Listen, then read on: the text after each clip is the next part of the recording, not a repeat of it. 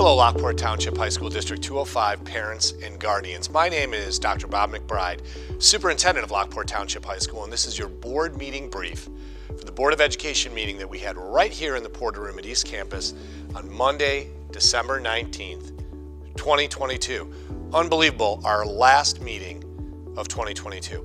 Before I brief you on the board meeting, I just want to wish all of our parents, all of our students, happy holidays, however you celebrate over the next few weeks. Please rest, have joy.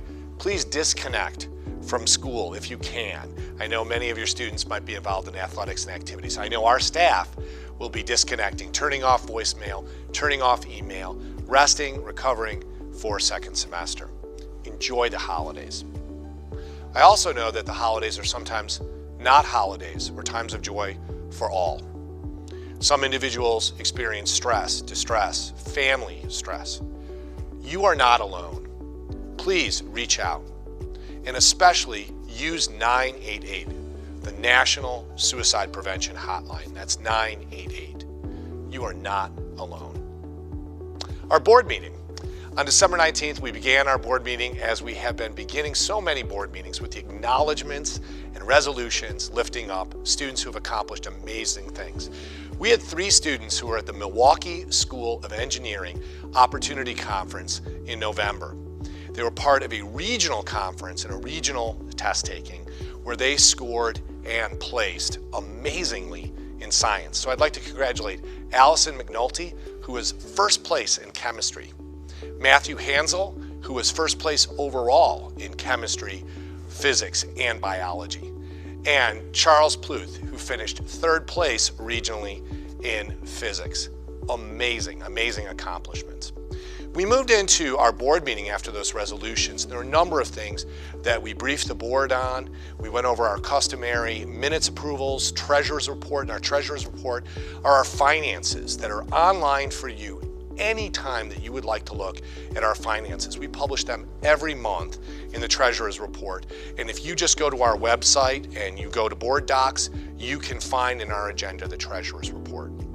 In my superintendent report, I highlighted several things, but a few things that I'd like to share with you. New year, new app. You might have noticed that we redesigned our website, and part of that redesign is going to be a launch of a mobile phone app that you will be able to download and use to easily connect to our website and easily connect to our high school district. I also talked very briefly with the board about global competency. Our board has a high focus on community service, and one of the things that we're exploring is global competency, global travel, as part of an engagement in being a world citizen, not only a citizen invested in community service here in our area. More to come on that. The most consequential thing is that we brought to an end our budgeting and our levying process. This is a process that started in July 2022 when the board authorized us to create a budget for fiscal year 2023.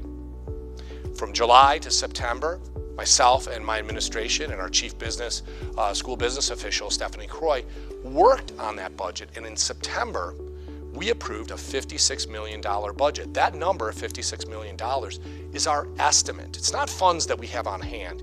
It's our estimate of what we will need to fund all of the programs we will have in the 2023 and part of the 2024 calendar years.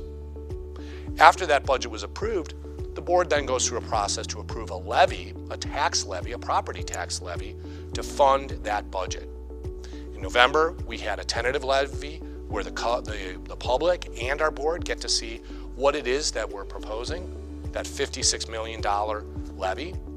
And then on December 19th, we approved the levy. No one likes to pay more taxes, but I'd like to share with you a few things as we approved that levy. We are limited by law to only 5% increase from one year to the next on that levy, that lump sum that the community raises in property taxes. If you're an existing property owner, that 5% is a legal limit. We also had new property in our attendance area. That brought in an additional 1% of revenue because that new property comes onto the tax rolls for the first time. It actually helps you if you're an existing taxpayer. It lowers your contribution. But I'd like to put our tax levy in context. Our tax rate, what you actually pay and you actually see on your tax bill, it's actually been in decline for the past 8 years, going lower and lower and lower, hitting an all-time low last year. Last year and this year, out of 17 high school districts in the area, we have the lowest tax rate. Now, of course, home values have been recovering since the Great Recession. In 2011, 2012, many of us, for the first time, who are property owners, experienced a decrease in the value of our home. We're finally coming back to a recovery with that. That's a good thing for you if you're a property owner. The value of your home is actually the factor that drives your taxes the most. More valuable home, those taxes rise, even if our tax rate is the lowest of high school districts around. In coming to a decision to have a tax levy that is 6% greater than last year's tax levy, our board looked at all of the factors ahead of us, looked at the cost of living, looked at the programs that we want to have for students, looked at what it takes to maintain a quality high school. We also looked at our financial strategy. We want a balanced budget. We want to avoid deficit spending. We want to have 6 to 12 months of cash on hand so we can always respond to any emergency need, especially with facilities that we have in our district. And we want to put roofs on our buildings, new parking lots, renovations to our auditorium without reaching out to you as a taxpayer for a referendum. We also want to maintain our very high recognition in the state. Financial recognition is the highest recognition, and we have that status. It maintains a great credit rating for the district. Those are all things that our board set out when they voted yes on this levy. So thank you for your continued support. Thank you for funding your public township high school, where we are literally making the future in working with your students. Have a wonderful holiday, a safe holiday, a joyous holiday. And again, if holiday time is not a holiday for you, please remember 988. Happy New Year, Boarders.